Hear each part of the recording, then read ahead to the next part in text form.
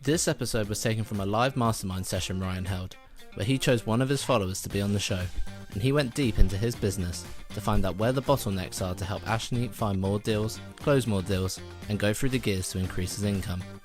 Anybody looking to invest in property will get value from this mastermind. To get your business on the next show, make sure you subscribed and left a review to be selected. Mastermind on Mondays. Every Monday at 10 a.m, Ryan hosts a live mastermind session in the Facebook community group called the Property Crash Course. Get your burning questions answered around business, entrepreneurship, property investment, and more. Just post your question, problem, or challenge in the community group and tune into the live show called Mastermind on Mondays at 10 a.m. All right, brilliant. Well, first of all, welcome to the show. This is one of the first new live shows, a live format that we're doing twice a week. One of these sessions every single week. It's Mastermind Mondays. And we're just talking to other business people, entrepreneurs, investors, finding out where they are in their business, how things are performing from them. And if there's anything else that we can do to help them to, drive their business forward, or just share some ideas and tactics and strategies right now during the heart of the pandemic, during the coronavirus. So if you want to just introduce yourself, and let's just get straight into this. Hi, I'm Ashneet. I'm 21 years of age and I'm an entrepreneur looking to go into the property industry, of course.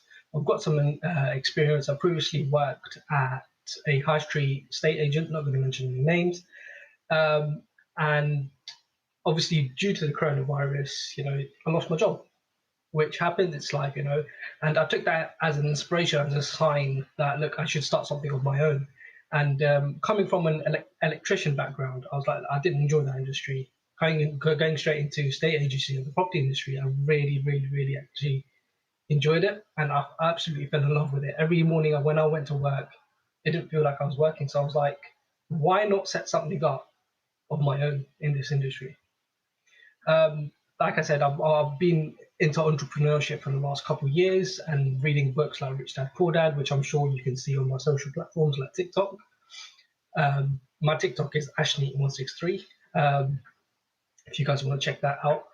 And I'm currently in the position where set up a business. It's called Essential Estate Agents. Short for that is EEA, just to help people remember it better. And I'm in a position where I want to start rent-to-rent as a cash flow, because rent-to-rent is a way, from my personal reach, is a way cash flow can be increased. You can have cash flow quite instantly, right? If I rent a property out from the landlord today, tomorrow through Booking.com, Airbnb, and other platforms, I can have tenants in there straight away and have cash coming in. And for a brand new business, the most important thing is cash flow. And on the other hand, I lack investment. And like I said, I'm only 21, I haven't been working for my whole life to have 100K sitting in my bank account. So I lack investment. Therefore, having my savings, the savings you have, the average savings you have, I'm more than happy to invest that in order to get instant cash flow to build my business from the ground up. My current position is learning about rent-to-rent. I just want to gain as much knowledge as possible from Ryan, you, of course.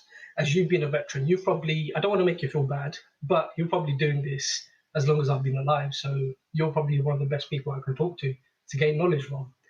From your podcasts, I listened to all of them. I think I've listened to all of them pretty much. And I can tell you've been doing this since 2000? Correct me if I'm wrong. Yeah, 2000, year 2000, when I first bought my first investment property. So I've been living in the UK since 2000. So, you're probably one of the best people that I could learn from.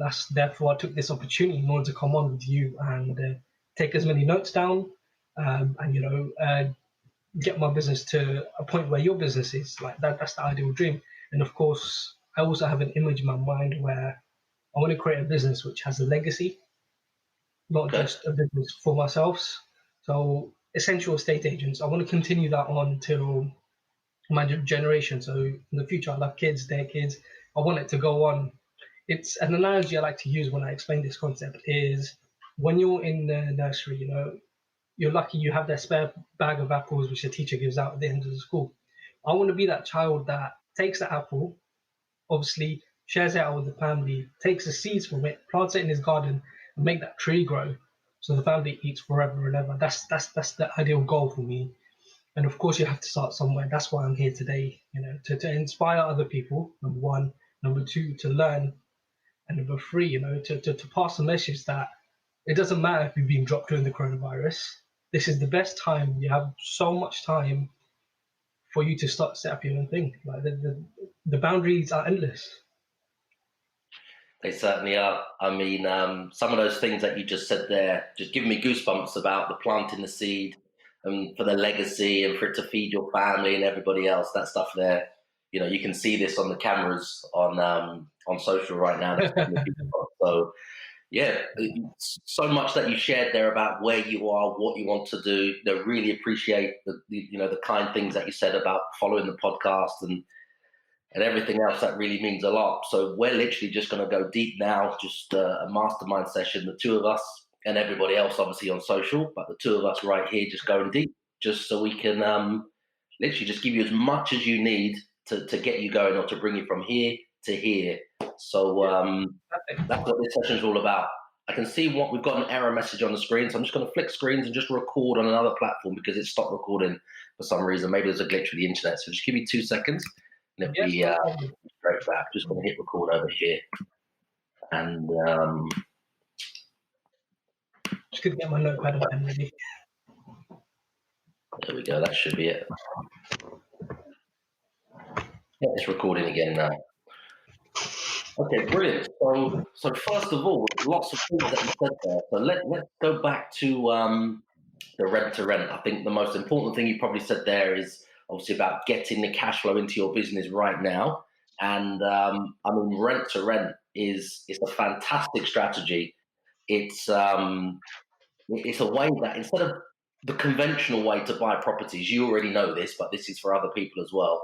Instead of the conventional way, which we used to buy that way, and you start off that way thinking you have to raise a mortgage deposit, you have to buy a property, you have to get solicitors, you have to pay stamp duty, and then you've got to do some work to the property, and then you own it. And then you can do the exact same thing you want to do with it now, which is rent to rent, but you don't actually need to own it. So you can save so much time, so much money, so much hassle and headache, and make a lot more than if you actually bought the property and put all the deposits in, etc. So it's a very good strategy to go fast, and it's a very good strategy to start with no money or very, very little money. And I think right now in the current climate, it's very worrying for investors to even think about getting started in property now, because is it going to fall 5%, 10%? Will it be 25% like it did in 2008? Will it fall even further because it's a global recession, quote unquote, they're talking about right now. So nobody knows how far down it's really going to go. So why would anybody take all that risk to buy something unless they got a massive 40, 50, 60% discount? This strategy that you're focused on really is the number one way to get cash flow into your business right now, and to go forward fast and create something big and scalable right now in this climate where people are getting out, investors, landlords are getting out. And to get a guaranteed rent at this stage is like the holy grail for any landlord or any investor, because of obviously evictions and what Boris has brought out with protecting people from eviction for 3 more months, and then it normally takes 5 months on average. So it's a fantastic time to be offering guaranteed rent, which is rent to rent, to landlords right now. So yeah, let's just go deep into that, right now. So is there anything? Have you done any studying? Have you done any training, or have you just read everything you can about rent to rent so you understand it in that sense? Literally, what I've done is, like yourselves, there's other people on the internet, YouTube videos, everything. Been on there, grabbed it, all the knowledge. What I personally know about rent to rent at the moment is, number one, first thing, the big question: it's definitely legal in the UK. Number two is that it's so much easier than it comes across. People think, for rent to rent, you need so much investment, but what I've learned from it is that you can literally start from £3,000 in your pocket minimum, and which I think is really, really powerful. Where I personally think I need more education, this is why I've come to you yourselves, is the legal side to it. So what I mean by that is the contracts is, what contracts do I need? What contracts do I need to get signed? If I go through an agent, what's the process? If I go directly to the landlord, what's the process? I briefly have an idea, of course, because, like I said, listening to your podcasts, briefly have an idea, but it's just having that clarity, obviously the legal side, property can be quite difficult at times with evictions, making sure you're using the right licenses so they're not under the Housing Act. Because what my ideal goal is to do rent to rent, but only to do short term. Okay. So service accommodation on Airbnb, Booking.com, start up on that, and additionally, obviously because of everything going on during the pandemic, offering the services to key workers. Having the key workers, something you mentioned was holiday agreements. How the holiday agreement side works, and also how short-term let works. So short-term let meaning under 6 months. You know, um, it's a holiday rent. Is a holiday the holiday agreement and the short-term rental agreement, are they two different things? Are they the same thing? Just that sort of stuff. Is where I'm struggling to get grips of it, and I'm sure you can help me. Yeah, of course. Well, let's break that down. So you said obviously the right contract to use. Now, for example, we look at lots of different deals, and it really does depend at the time Mhm. on the person that you're doing the deal with, because there is a one contract fits all, which most people or 99% of people would use, and that's okay. But for example, if some investors, they have clauses in their finance agreement, whatever finance they have wrapped around the property. So it may say they have to issue a 12-month AST, and that's part of the finance deal they've got on that particular property. Mhm. Now, I'm talking about bigger deals, but this could be even on individual HMOs. It could be on a block of flats, which may mean not a huge block of 100 or 200 flats. It could just be an old house which was converted into 2 or 3 flats. So when they have that particular finance on a property like that, it can come with stipulations which would say you can only issue a 12-month AST. So in that case, we have to look at the deal, look at the landlord, look at whatever restrictions he may have, and then make sure he's on the right contract. Now, that's just one scenario. Then you have letting agents, which lots of the property sources, which will just find and sell these rent to rent deals. Okay, they will just have it already signed up on their contract, which is just a generic company rental agreement.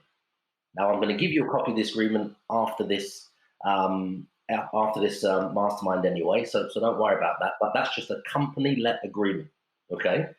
And it's more or less just an AST for a company.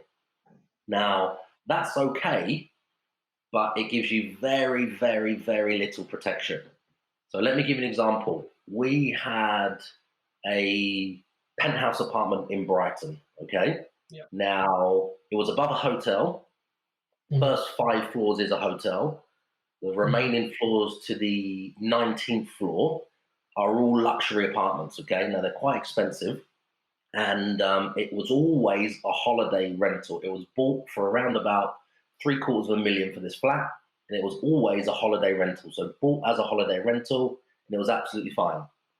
Maybe 10 years later, I did the deal with the guy, and we started running it exactly how he had it. He had it on Booking.com, he had it on Airbnb and Home and Away, and then we carried on running it as a short let. And then they formed a committee in the building to stop the short lets, because Airbnb on the lower floors were renting out the rooms and causing lots of problems and parties. And then the hotel residents on one floor below, which was the 5th floor, weren't happy, complained. They formed a committee, and it turned out that they used to have like weekly meetings of like naming and shaming all the Airbnbs, and then writing to the mortgage companies, which you can just find on Land Registry, telling them this and are you in breach of the contract. And then they changed some things on the lease, the head lease in the property. And then what that meant was we can continue, as a short letting company with that particular deal that we took on and put a lot of money in as a short let. If we was on this standard agreement, which most property sources and 90% of people use, which is just a company AST, there's no protection in there in case this one thing happened. So when you're on booking.com and you have bookings for, say, I don't know, well, say 12 months in advance, because you have festivals, you have, Pride event, you have the marathons, all the usual things, and then singers and musicians come into the Brighton Centre. So people book way in advance. It used to be up to 18 months, and we closed our calendar to 12 months. When you take those bookings and they're non-refundable, they've paid, okay? If anything happens to that property and you can't let those guests check in, booking.com will obviously claw that money back from you. It's in the agreement you sign with them, and they charge you a relocation fee. So to put those guests somewhere else, whatever the price is, if it's an event, it could be 10 times the normal rate if there's a big event on in the city, or a marathon or New Year's Eve or something like that, and there's nothing that we can do. So when some people enter into these agreements just with property sources, it's just a company rental agreement. None of these things are in there because they don't know about them, and then the agent doesn't know about these, and then it just leaves you or us, the investor, literally just holding the baby if that happens. And every day you don't want to be worrying, will I still be able to accommodate the guests next month if there's a problem with the mortgage company, if there's a problem with the neighbours, if there's this other problem, or if this contract isn't robust enough to actually let me do the things that I want to do. So what we've done is we use them when we have to use them on certain low-risk properties, because again, the balance is some landlords may not want to enter into our lease. They may see it's about 23 pages and they may think that's too complicated. I just want an easy life. I haven't got a solicitor to read through all of that. It's not like that. It's very simple and easy to read. But when they see a 25-page document, they can get a little bit nervous. So we always just try to fit the agreement with the person that we're in front of based on the calculated risk as well at the same time, because we don't want to lose the deal by giving them this big bundle of paperwork, but then we don't want to put them on the, what everyone else is using agreement, which they understand, but the second there's a problem, we've got no protection at all. So that's the balance. So what I'm going to do is give you a couple of agreements. One is the very robust one that we use, which has been drafted and amended and everything by a lawyer. Very easy, very self-explanatory, but there'll be some clauses in there that, I don't know, would take other people 10, 15, 20 years of making mistakes and then realizing, that mistake, well, we need to have something to indemnify us against that mistake. What happens if the tenants have to be evicted? Well, another clause that ensures that if your subtenant in there has to be evicted, you're protected. And then, well, what happens if they refuse to leave on the day they've got to leave when your contract ends? And then there's another clause for that. So all of these things that these other rent-to-rent people, which are doing okay, they don't think of because they haven't been through recessions. They haven't been through, terrible economies and climates and booking.com closing down and not accepting any bookings. And then they need to go back to the landlord and ask for a rent reduction. They haven't been through these problems and hurdles over the years. So they just don't know this information. And this is probably not what the rent-to-rent people are teaching on the courses that they have as well, because this is very deep. It's like a very advanced level. They will probably charge, their £10,000 or £15,000 mentorship fees that they charge. And it will take a long time to learn all of these things. Let me ask you a question. Are you and your family prepared for when the economy crashes and your bank balance goes to zero? In the aftermath of the 2008 property crash, I held a keynote talk in Piccadilly around property investment tactics that work when the economy crashes. And these tactics saved me in the 2008 crash. Let me share them with you real quickly. The first one is buying properties for £1 without getting a mortgage, without putting a deposit down, and without any credit whatsoever. The next strategy is finding properties with £25,000 to £50,000 of instant equity. The next strategy is buying a property today and paying for the property later when it's worth more, a lot more in the future. The next strategy is renting HMOs and student properties and any properties up to 75% below the market rent. This gives you massive cash flow right now. And then the next strategy is raising from £4,000 to £14,000 from properties that you just rent. This can be used as get started cash for whatever you want in your business. Now, I created a free training to walk you through the only strategies that will save your bank balance from going to zero. I'm serious. If you just go to www.propertycrashcourse.com and tell me where to send this free training. So there is a very easy agreement to use.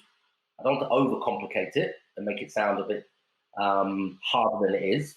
But then there's other agreements that can be used at different stages. So when I give you the entry level one, which most people use, then I'm going to give you the one we use. You can even, sometimes what we do is we pull some of those clauses out of the serious one and just add them as a framework, some other ones that have to be in the company let AST. So we sometimes do that as well. But I'll give you both, and we'll go through them again another time. When you have the first deal, we'll follow up on this as well. Then at least you'll know exactly why you're using those ones and the problem that you've now avoided by obviously understanding exactly what contract to use. So that's really important. You can make a lot of money or lose a lot of money. It's all in the contract, okay? Now, let me give you another example. We've got another deal in, where is it right now? This is some joint venture partners that I have. This deal is in Bournemouth, actually. And they had all the consents to short let. It's a block of about 9 apartments. We've got the penthouse again on the top. We tried to go for the more prestigious ones, so they're unique and they stand out. So the landlord entered into the deal. They live overseas. They were happy with the contract. They had all the consents from the lender and everything else. So it was all fine. And then again, the neighbors started complaining. And the neighbors wasn't happy with guests, even though they're decent guests. They're not like just partying and things like that. They're staying 2, 3, 4 nights at a time, working, but they wasn't happy with the amount of people that were coming or the different faces. And then it turned out that there was something in the lease which did have a restriction for that particular owner, but they signed a declaration to say they had the consent. So what happened is it got to the point where we had all of the bookings, like I just explained to you, where people have paid. And in the end, it worked out that the owner of the house has offered us a settlement for us to terminate that agreement to walk away early, which gives us all of the money back that we've lost in bookings. It gives us some of our costs back as well. And then there's another section, which is like a gesture of goodwill for them to break it early. So if we didn't have these clauses in the agreement, we would just lose everything on the day, lose all the bookings. It would cost us the money, relocating all the guests as well, booking.com clawing the money back. And then what looked like a good deal, 3 months into it, could turn out to, lose a whole year's worth of profit plus all your ingoing costs. So these are other things that they don't think about with the contract. That's absolutely crazy. That was really, really helpful. Do really appreciate that. And then of course that the agreement that I've come across is the management agreement. Is that the right phrase for it? Yeah, that's a word that we use for ours. We call it a management agreement, which is it's basically a contract that, imagine like a letting agent works. Yep. They have a deal with the landlord or the owner to say, we're the company managing this property, here's everything we're going to do. And they would have, or this contract would give you permission to then issue one AST. Okay, without the landlord having to sign anything, without the landlord having to know their names, without the landlord having to approve them and decide if he wants to take them on, without any control from the landlord at all. So this contract, they would be signing over to say, you are allowed to sublet that property ethically with consent, so not breaching any rules, by only issuing one tenancy. So you can't have two tenancies. They can't enter into one with you, and you can't then enter into another one with somebody else, because then that is the subletting term, which everybody talks about on the internet. You can't do this, it's subletting, it's against the rules. That's just when people don't understand how to do it. They enter into one AST, then they issue their own AST. So this is a particular contract which says you have the power to enter into one AST or do anything else you want with the property, from short lets, from booking.com, from Airbnb to holiday rentals, and issuing an AST as well at the same time. So where adjusted volume, it seems like it's gone quiet again. Can you hear me? That's better. It seems like it's going quiet again. I'm just going to adjust something over here. No problem. Just put these into here. If you Can you hear me now? That's better. That's better. Yeah, I've just made some changes. I was into this splitter on the side, and I've just plugged into this other device to make the volume better. Go. So the thing that really gets to me, which I always think about, is say, for example, I go to an agent, a high street agent today. They have a property that I want to rent out, and they've got their agreement with the landlord's got the agreement with the agent. Everything's good. Do I need to give anything to the landlord for him to sign from my end?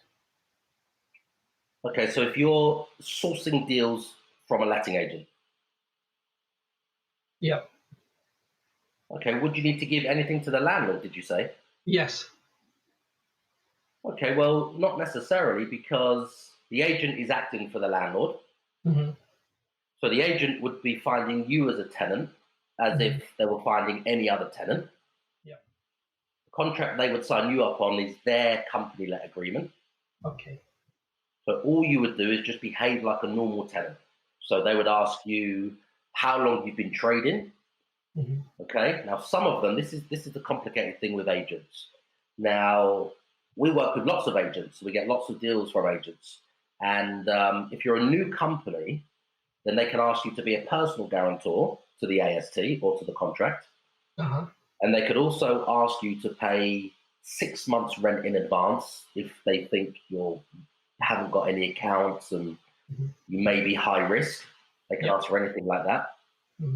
But there's a way to completely get around all of that, which they don't really teach at this rent to rent, these training courses, or the entry level to these training courses. Because if you imagine, when you're a company, you don't have rights as a tenant as if you're an individual.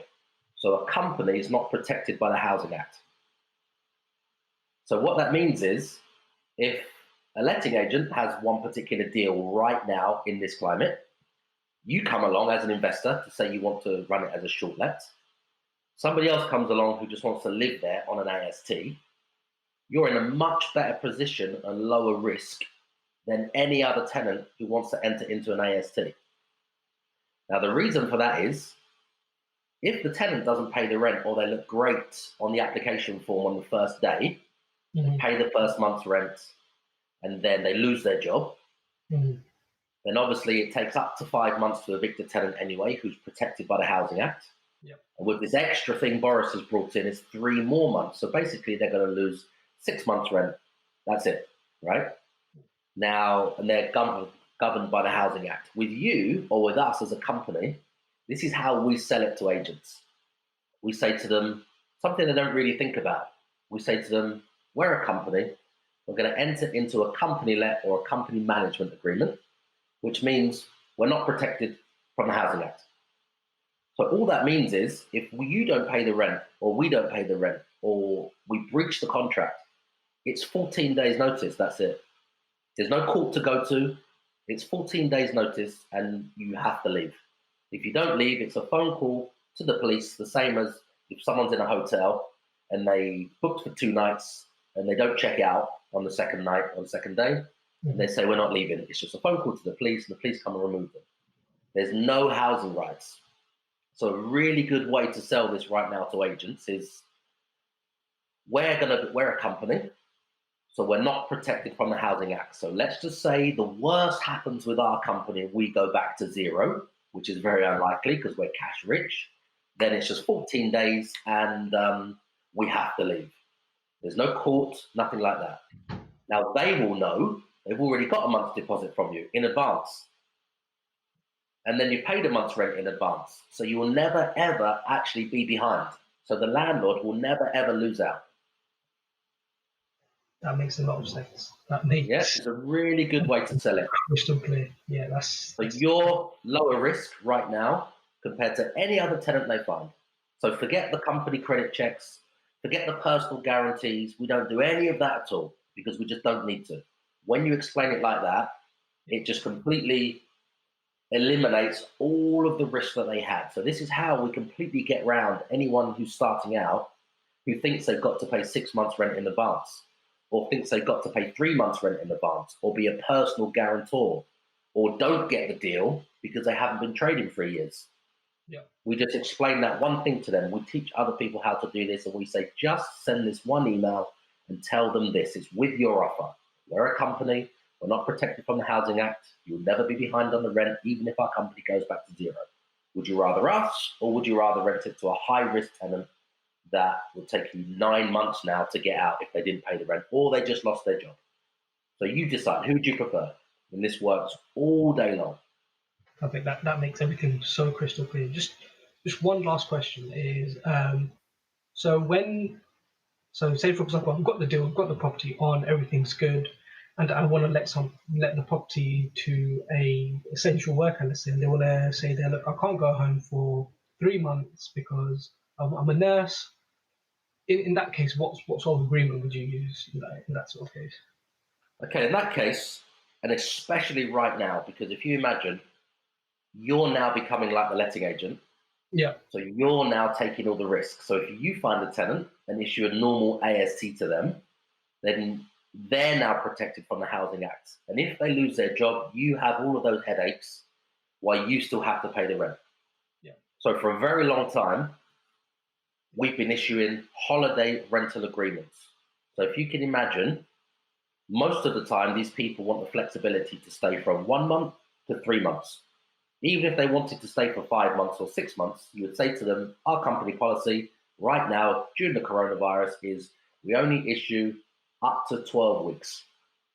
Now, 12 weeks is the benchmark for a holiday rental agreement for a tenant to not assume the rights of an AST. If it's longer than 12 weeks, if it ever went to court, which is very, very, very unlikely, if they refuse to leave, they can start to claim, well, I was there for 4 months and I should inherit the protection from eviction because I stayed past the 12 weeks. And then it's sort of out of your hands. It's for a judge to decide. Make sure you've subscribed, because tomorrow you'll get Nothing But the Truth on Tuesdays. Every Tuesday, you'll get Nothing But the Truth. This offensive and explicit episode covers current issues, trending topics, and more that will punch you in the face with the truth. If you can't handle that, don't listen, because Ryan does not hold back. And if you're up to no good, we're watching. So the best way to keep it very simple, you say to them, however long they wanted, we only issue 3-month holiday rental contracts to start. If everybody's happy, we can renew it, or we can extend it, or we can issue a new agreement, or that would be the term. And right now, you'd find people are asking for 4 weeks or 28 days for holiday rentals, or key workers, critical workers, security guards. They're staying with us from like 1 week to 1 month right now. Mm-hmm. One question that was brought up. So, say for example, I put an advertisement on Airbnb saying that property available for essential workers, and they pay me through Airbnb, which they naturally would. I'm sure, am I protected through Airbnb if they don't leave, or do I need to issue a contract on my end?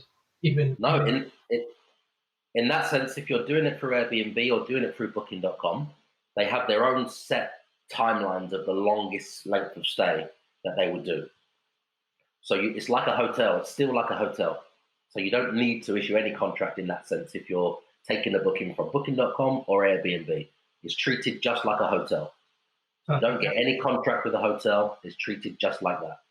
I think that makes everything so clear. All our questions are answered, all the different types of agreements. Just want a quick recap. So you said say, for example, I go straight to a landlord, I can use the standard management agreement or the complex agreement, which obviously you're very kindly gonna give to me.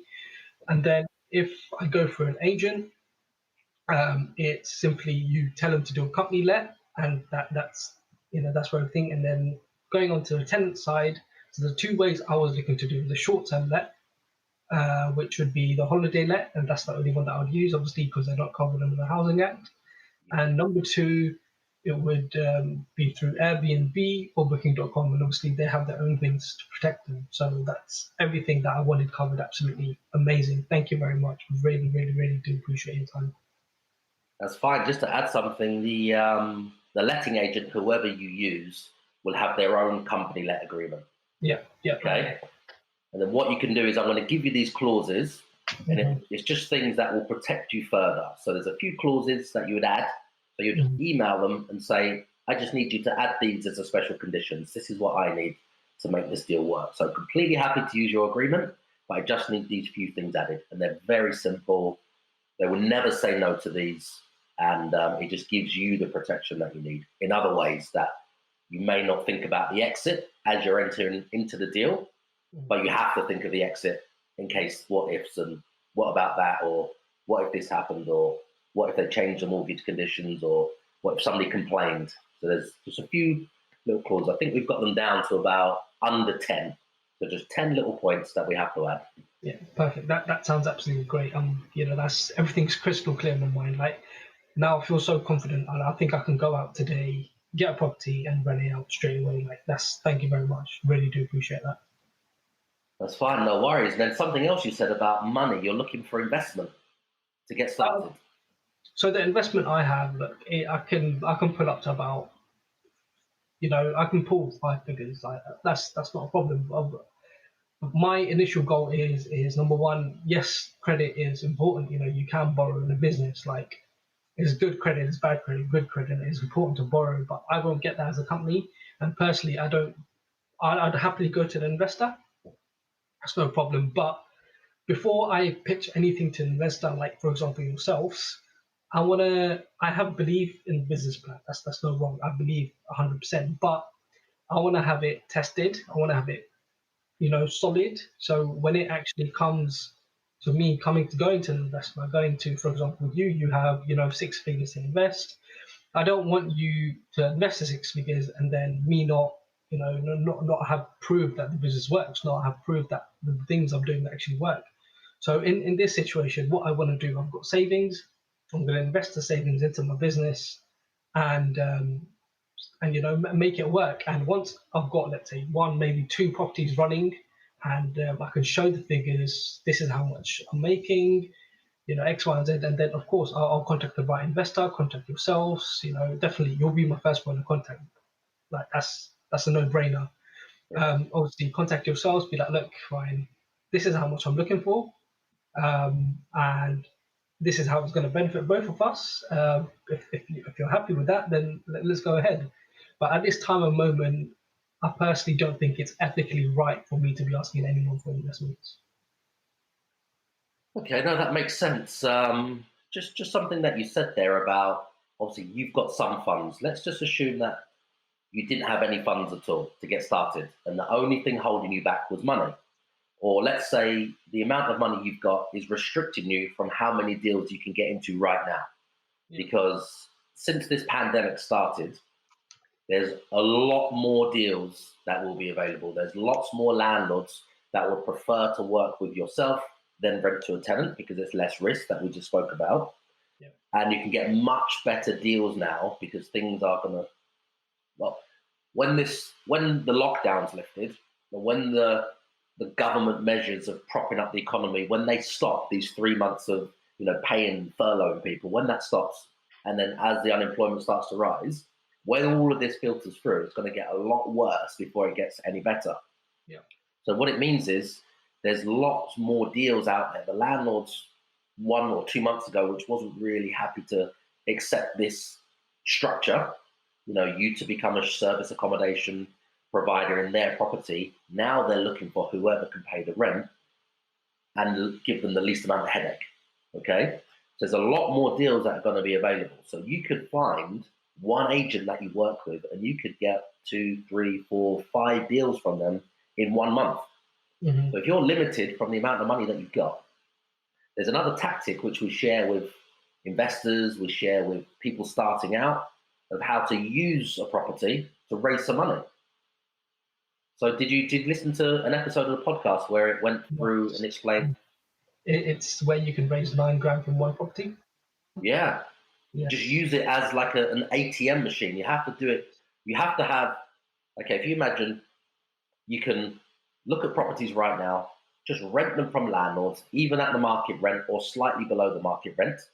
Yeah. And then you can just re-let that property right now to a tenant who's happy to pay 3 months or 6 months, or students 12 months in advance.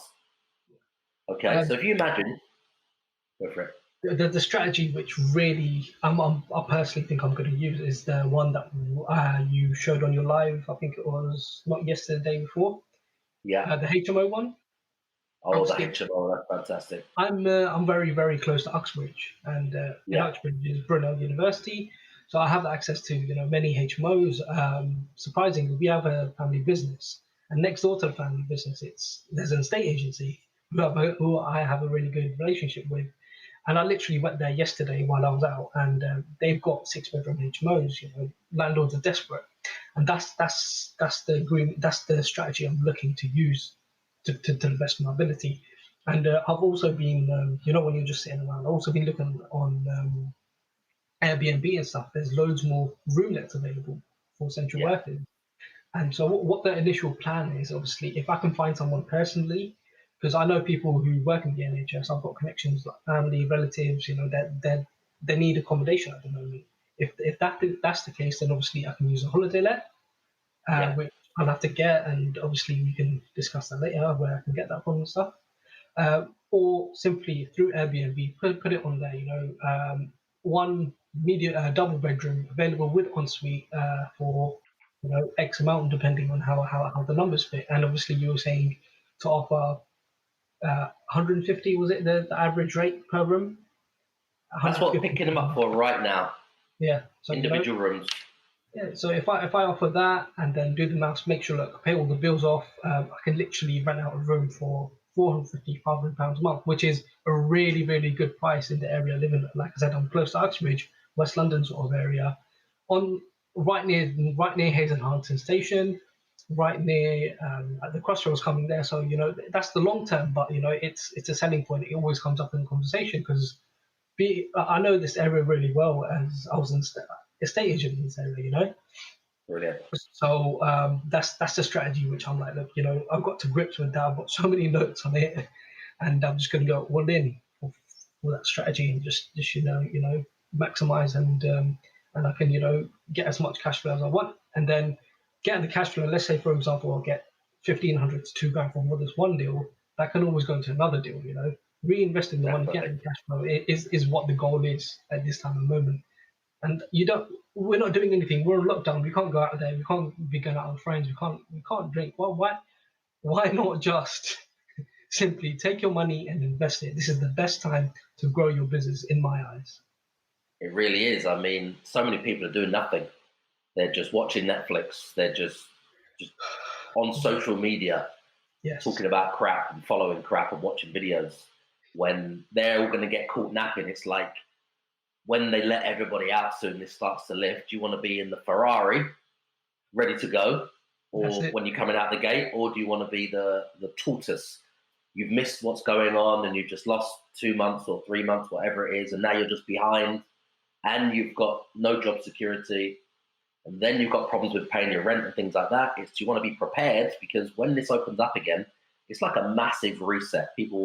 Everything has more or less been reset across different industries at the same time. It's a massive transfer of wealth.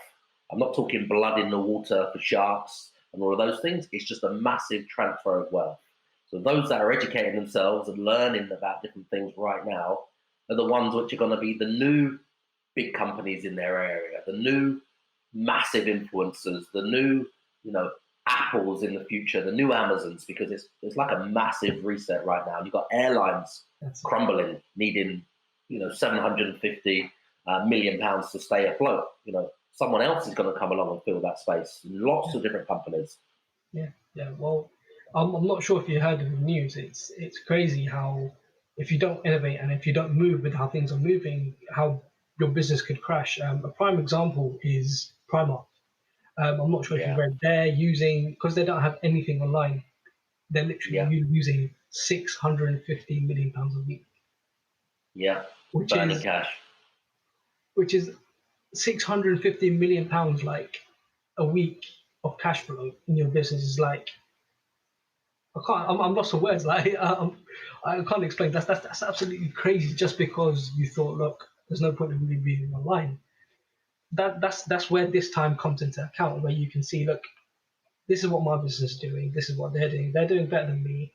What are they doing to be better than me? What can I do to improve my skills? This is the best time to learn in my eyes.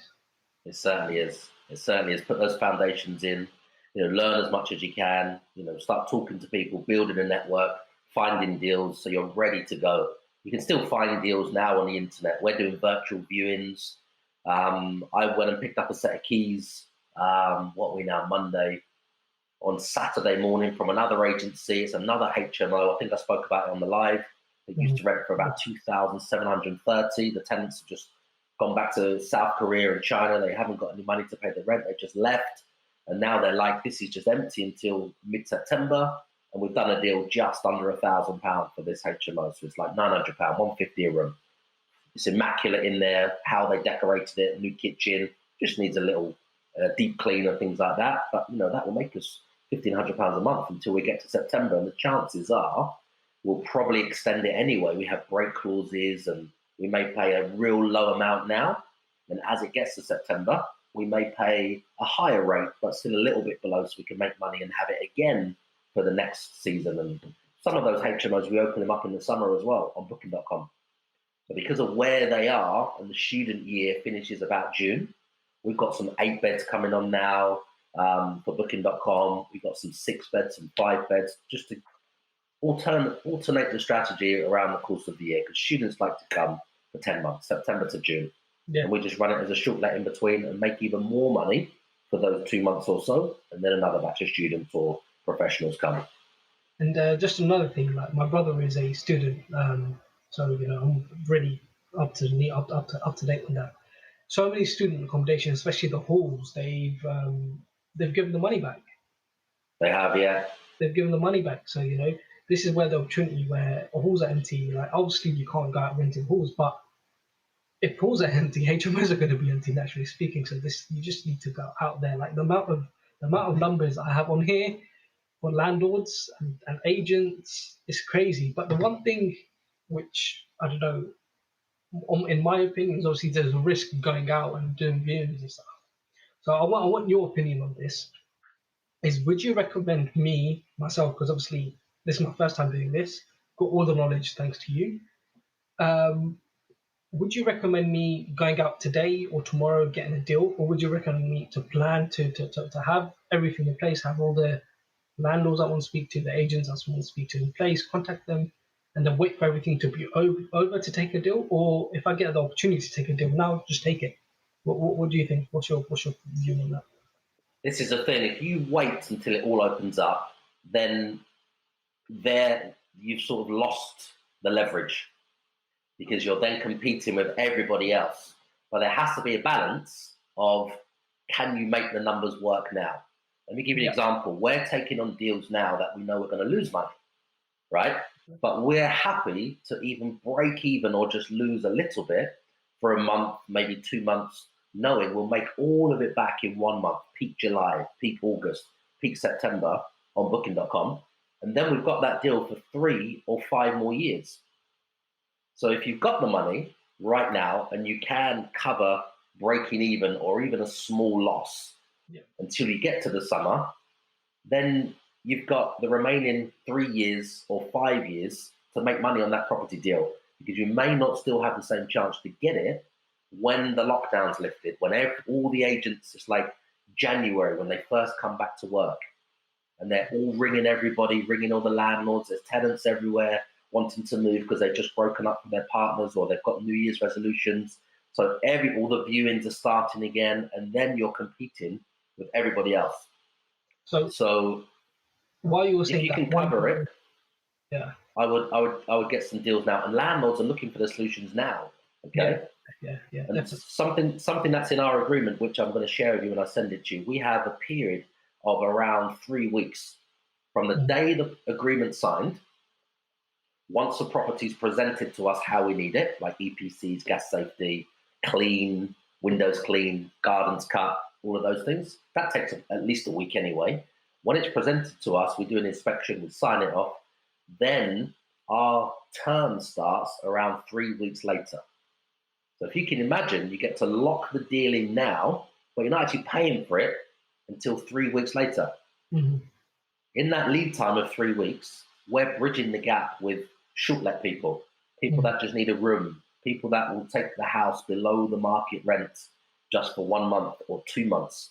And then it's covered our costs. And then we've got bookings coming in on booking.com ready for when we get to end of July or, end of June, July, August, September, knowing that will give us all of the money back in those few months, pay for everything, and then it's ours and it's cost nothing for the remaining 3 to 5 years. Just as you said that, there 2 questions have popped up in mind. Number one, what length of term do you recommend for someone like me, someone who's new to the game? Okay, for somebody like you, well, first of all, if you know it's in a very good area, and if you know that it will rent all year round on booking.com, and if you know what the figures should be, then you'd want to sign up for that property if it makes money for as long as possible, 3 years or 5 years. But student properties that we're looking at right now, because of some of the cities have got thousands of student blocks being built, thousands of rooms. The campuses have just got planning permission for something like 2,000 more houses or rooms, which has started. And the council at the same time have completely stopped issuing any HMO licenses. So what it means is there's a student problem, there's too many properties, it's oversaturated, and they're just completely stopping it. So now it's like a war against student houses. So as you can imagine, the demand is low now. It's the lowest it's been in 10 years. Next year, the demand will be even lower because there'll be less students coming, all the restrictions from the council, and now the campuses and the student blocks, which are brand new with snooker rooms, cinema rooms, lifts, brand new flexible in-out 1 month contracts. So the students are happy to pay a little bit more and be there. So what that means is if we lock ourselves into a 5-year deal now and a HMO for students, it may look good in year 1, year 2. It might be losing money year 3, year 4, year 5, unless you've got an alternative strategy, which ours is we just switch it around, change some of the decoration, change how it's presented, as long as it's in a reasonable area, and then it's for professionals. So we always like to go as long as possible, but you just need to factor in the risk. If booking.com doesn't work, can you do students? If students don't work, can you do the rooms? If it hasn't got a HMO license, are you paying more than it would rent to a local family if you had to just break even? Yeah. So let me put you in a scenario. So there's a property available just near my local station. It's got amenities near it, like Asda, everything near it. It's a 6-bed, and using the strategy that you mentioned, I'm going to use that, put the offer forward. Let's say I put 150 per room plus bills. It comes up to about a total of 1,200 a month average. And for that situation, let's say I go into agreement for let's say a year or 2 years. Do you think that's reasonable enough in this situation? Well, this is the thing. If it's let's say it rents for £500 a month per room, that's 3,000. Yes. If you can get it for around about 900 or even 1,000, then you've got a massive margin. So you've got a massive margin for error. So as long as possible on that.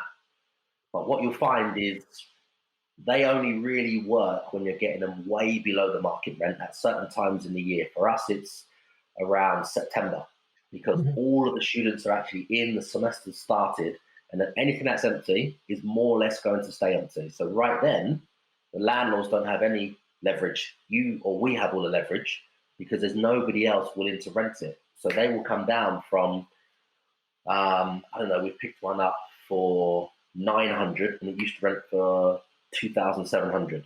They've been used to getting that for the last 5 or 8 years. But because there's no students left, the semester started, it's actually going to cost them probably £200 a month on council tax, £100 a month on utility standing charges. So they're already losing that. So when we come along and say we'll pay 1,000, that thousand's worth about 1,300 to them. But that's 1,300 they've got, which they would not have had at all the way up until next September. So those work at those times of the year. But and again, now they will work. But what you'll probably find is you have to look at a lot of deals and find the motivated landlords for them to agree that, unless you're spot on the timing, which is now because you're in the coronavirus. So lots and lots of students have left, the property's empty. They're not even going to bother with the eviction process. They're not even going to bother chasing them for the rent. But now the properties are empty. So right now you can get lots of them from, well, now, so all of May, all of June, all of July, all of August to mid-September. So you can still get 4-month rentals, which will still make you money. Say you've got 4 or 5 of those, you can still make easy £1,000 a month when you're getting them at 150 and they rent for about 450. So that's the strategy now. We've got others to look at this week. The agents are ringing us, just saying this group of students have left. Is there anything you can do with this one? We just need a 4-month let. Can you do it? Perfect. That literally makes everything clear. So I know where to look and where not to look now. Now it's thank you. I'm going to be on the floor as soon as we're done. Definitely be ringing out. Golden opportunities, few golden opportunities.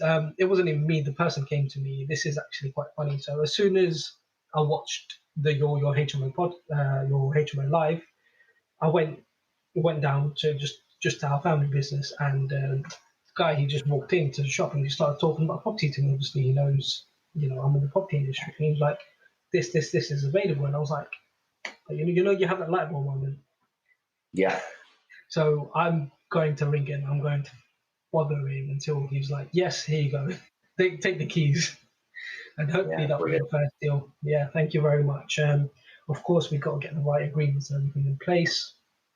And just take it from there. Thank you very much, Ryan. That really, really appreciate your time. That's fine. You're welcome. I mean, I'll get somebody in my team to email you after this, and then we'll make sure that you've got the copies of those contracts so you can look over them, and the clauses, I'll highlight them so you've got them. And then as soon as you get your first deal, I'll be happy just to, when you've got the address, you've got the numbers, this is what they're asking for, I'll be happy to look at it as well, just to make sure that you're making the right moves, or if there's anywhere else you can extract some more profit. And just help you with your first deal, get that over the line as well. Perfect. Just as you were mentioning, increasing the profit, one thing that popped up on my mind is when you do service accommodation, what sort of services do you provide? Because I've heard people say that they provide Wi-Fi, which is the basic you have to, it's a necessity in this day and age. So things about Netflix and other accounts, like as a starter, you think, look, I'm happy to pay for that, but once I know I'm getting cash, I want to increase my profits. That's the cash flow is the goal. What would you recommend? Would you recommend I go all in, get the Netflix, get the best Wi-Fi, get all everything required, or do I put it out, get the Wi-Fi? Obviously, that's a necessity, and wait out for other necessities, wait out for other amenities. Well, to be honest, there's 4 things that we found are the best things for us, and it increases our profit on every single booking that we have by around about an average of 30%. Okay? And now what they are is you have to provide Wi-Fi. Everybody, if you think travelers staying in hotels, they expect Wi-Fi. They're not happy if they've got to pay for Wi-Fi as an upsell. That's just not really right. So they just expect Wi-Fi, and that's probably £17 a month. It's nothing. They have to include Wi-Fi. The upsells that we sell to the guests, which make us at least 30% on average across each guest, every single check-in, is early check-ins. Mm-hmm. Charge for those £15 an hour. Late checkout, we charge for those as well, £15 an hour. So they can should check in from 3, we can extend it to midday. So that's £45 extra we could make before they've even checked in. And then the same with the checkout. They're supposed to check out by 10. we can extend that all the way back until about 3 p.m. if we have to. And it's £15 extra an hour that they will pay for. So there's just two things. The next thing is parking. We always do deals with a local car park, an independent car park. So they may say to us, their local clients pay, I don't know, £200 a month, and they have one space and they have one car. We say to them, we just want to lease the space from you for the length of time we have the contract on our property, which is nearby. All of our cars will rotate, so we just need a space. We'll send you the number plate each time, and then we get a much better rate. So, for example, we get our parking in one city, and it costs us about £7.50 a day, right? But if you just turn up in the city to park, you can pay £20 to £40, depending on what car park you go to for 24 hours. Wow. So we make money on the parking, but we just include it in the cost of the stay. So we list all of our properties with free parking. But then if it was going to rent for, say, £150 a night, we would just put it up for, say, £170, knowing that that extra 20 is the parking. We're paying £7.50. It's making us £12.50 every single guest that parks. And then the last one is minibars. We use all of the fridges. We empty all of the fridges out and the freezers, and then we put like a presentation box in there from like Fortnum and Mason's or from Harrods. Just buy the boxes on eBay, and then we put champagne in there, we put wine in there, we put Prosecco in there. We just put like 6 Cokes, 6 Sprites, bottle of Prosecco, bottle of champagne, some chocolates and some nuts, just some consumables. And our mini bars are normally around about £150 for everything. On average, guests will spend probably about £15 with us, whether it's a bottle of Prosecco, whether it's a bottle of white wine, bottle of red wine, 5 Cokes and some chocolates and something else, or some gin and tonic, which are mixers in tins. So it generates around about an average of about 30% more for the cost of the stay. Just those 4 things. We tried lots of things, and those 4 work the best. So the question that I have from the minibar and stuff, how do you go about charging them? So you put that on your listing, of course, there's a minibar involved. How does the charging work? Like, I'm trying to get my head around. When they check in, we've got set prices. So as soon as they check in, they've got a check-in email. So when they get the codes, it's got minibar prices in there. It will say cans of drink $150 for argument's sake. It will say bottle of sparkling water large $2.99. It will say a bottle of gin tonic mixer $4.95. These are the costs. We've taken a deposit from them. So anything that they use when the housekeeper goes there at the end and checks, because every time there's 1 Prosecco, 1 champagne, 1 white wine, 1 red wine, 6 Cokes, 6 Sprites, for argument's sake, so it's exactly the same. They restock the minibar and they mark what's gone. When we send the deposit back, it's less than minibar charges. And we make at least 100% on the cost. It's a 100% profit for us. Every item we have in the minibar, where we source it from, we make sure it can be reasonably priced, but we buy it and it makes at least 100%. Every episode, we read out the best reviews you have taken the few seconds to write for us, which we really do appreciate. This week, Ibrahim Chowdhury said, "Great insightful podcasts that are very motivating." If you want us to read out your review on the next show, all you need to do is tell us what you think about the episode or the show by leaving us a review. We would love to hear your thoughts. Okay, so on Airbnb, they always, because obviously I've used Airbnb, but there's been situations where I haven't had to pay a deposit. Yeah.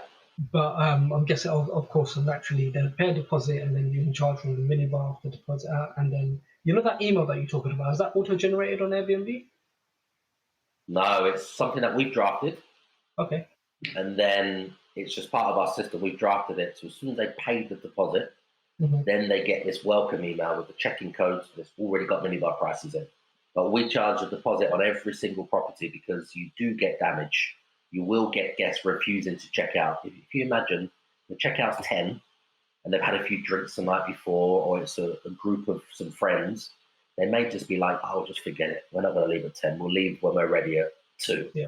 The whole operation falls apart because your cleaners can't clean it. The next guests are affected. The next guest may have to stay somewhere else. So when you have a deposit, the deterrent is every 20 minutes we charge them past 30 minutes after their checkout time if they haven't vacated. So when they know that they're being charged, for example, £25 every 20 minutes, they're inclined to actually get out because their deposit is dwindling every 20 minutes. We don't want to do it to make money. It's just a deterrent to make sure they check out on time, cleaners can get in on time, get it turned over and ready for the next guest. Okay. That and one last final question is: Sure. when you get the deposit in, do you simply just bank transfer it back to them? Is that how it works, or do you have to do it through a company? No, for a long time we've used PayPal. Okay. Now, because of you getting in now, PayPal's changed its policy during the coronavirus. So up until I think it was about the 5th of March, Mm-hmm. there was a little trick with PayPal, because if you don't take the money out of the PayPal account, you don't pay the PayPal fees. Mm-hmm. So if you can imagine, all of the deposits we used to get into our PayPal account. Yeah. So the guest pays, for example, 150 deposit. Then if they didn't use anything at all, they get 150 back. Mm. Now we've administered that, collected it, and sent it back completely for free, because what PayPal used to do up until March is refund the transaction fee if you refund the money to the customer. Mm-hmm. So we've been doing deposits on dozens and dozens of properties, costing us nothing at all.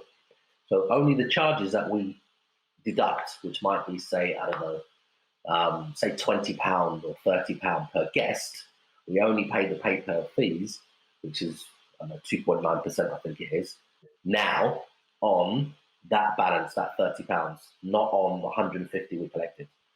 Sorry, Ryan, just want to hold you there. My laptop's going to die. I'm just going to plug it in charge. Sure, go for it. So anybody else listening right now, just make sure on Mondays you tune in. Make sure you go to the Property Crash Course community so you can get onto these lives, onto these episodes, get all of your questions answered on these masterminds, which we're doing every week at 10 a.m., streamed live and then broadcast after restreamed. And all you need to do is go to Property Crash Course in Facebook. It's a Facebook group. And just ask some questions in there, and we make sure that we invite you onto one of these lives every Monday to answer all of your questions around business, property, entrepreneurship. Sorry about that. That's fine. Yeah. So that's all from me. Thank you very much for your time. I appreciate it, and obviously really appreciate you sending over all the documents that you are going to send over. So, which is what I think you mentioned: the company lets, the management agreement, and the holiday agreement. Are those the three that you mentioned? Yeah. Yeah. AST holiday let. I'm just writing that down now. Yes. AST holiday let, the management agreement. Yes. So I really thank you very much. This session's been absolutely great. It's literally changed the way I thought I was actually going to work with actually going out there and going about my business. That's slightly changed in my mind, and it's changed in a good way where I can actually go there and actually get the deal today if I wanted.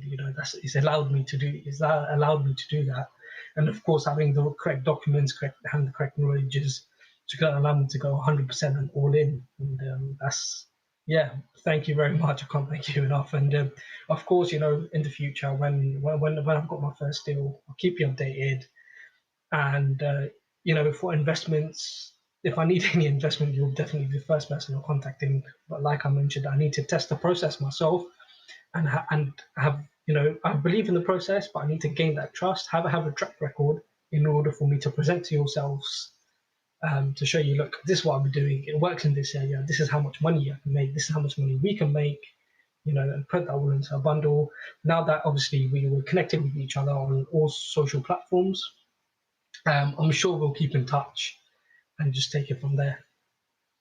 Yeah, definitely. I mean, I really appreciate that. Give me goosebumps as well. Those kind words that you're saying, and if there's anything that we can do or that helps, drive your business forward, and I'm so pleased that you got lots of value out of today that can help you think about, business, your company, property in a different way to help you go forward faster. So definitely stay in contact, stay in touch, stay busy on the social. Let us know when you've got the next deal and what you're looking at, and we'll always, try and get you back on here. And I really want you to get your first deal as quick as possible, get it out the other end, and then we can obviously do once you've done that particular deal, your first deal, then we can review that and look at that, and happy to celebrate that and be part of it. That'd be really special. Definitely. Right? Hopefully in the next, let's say, I'm predicting week and a half, maybe 2 weeks, I'll have my first deal. going all out. I'm all suited up today. I'm gonna be doing viewings, calling agents. I know a few agents in my area who are actually surprisingly still open. Yeah, So brilliant. I'm going to be popping in there straight after, we're off the call. Had an early start today, which gives me a lot of time, during the day to actually go talk to the agents, and hopefully I can get something today. If not today, there's always tomorrow. Just got to keep them going. Certainly, it's just keep going. You get lots of knockbacks, but then when you get that one deal and that one deal over the line, it makes all of those knockbacks and rejections worth it. So just make sure any other questions you have, just post them in that brand new community we set up, which went live today, because everybody that we're talking to will start to go into there, and then they can see your questions and the answers. We'll answer them as well in there. Yep. And then they will learn from what you've done, and then that will help other people. And then the next people that come in will help, obviously, you with other questions you haven't thought of.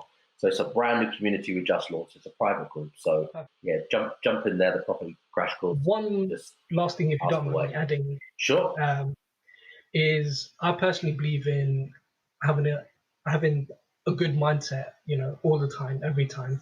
And what I've started in myself is, I'm sure you can check that out. So is on TikTok, I've started putting daily motivation out. I haven't done it today. Daily, I do about 3 videos a day talking about, what successful people do, how their mind works, what habits they inherit, and how some of them have failed and got back up. And just helping the generation of this generation of entrepreneurs get through to be one of the best generation of entrepreneurs, the youngest millionaires, the youngest billionaires. That's the goal. And I want to help people with the same mindset as me. Typically, some people, they read one book and it doesn't affect them. They need to see how it's affected other people. Some people learn in different ways, and the way I've learned is watching other people, and I just want to support that. And that's why I'm putting videos out on TikTok. My TikTok is Ashneet, spelled ASHNEET, N for November, 163. That's my TikTok. I'll repeat again. Ashneet 163 is my TikTok. If everyone listening to this podcast, everyone listening to this call, and yourself, Ryan, if you want some motivation, head over to my page. Let me know what you think of my views of the habits that I'm putting out there, of the opinions I'm putting out there. Let me know. Let's have a conversation. Let's build a community, and let's thrive for success. Brilliant, fantastic. Yeah, thank you. Yeah, we'll definitely check it out. All right, good luck with talking to those agents today. Thank you very much. Thank you, Ryan. Thank you. Brilliant. Thanks for being on the show. No worries. Thank you for inviting me. You're welcome. Bye-bye. Wow. Bye. Take care. Bye. He's a #1 Amazon bestseller. He's an NLP manipulator. He's a property course seller. He's a Lamborghini driving multi-millionaire property guru. Forget that same old boring I am me narcissistic podcast format, because nobody gives a fuck. This podcast is all about you. So I'm taking these few seconds to thank you for subscribing, to thank you for leaving your 5-star reviews, and thank you for sharing this show with all of your friends. My team and I will keep bringing you these episodes and answering all of your burning questions in my Facebook community group called Property Crash Course. If you can just keep telling all of your friends about this show.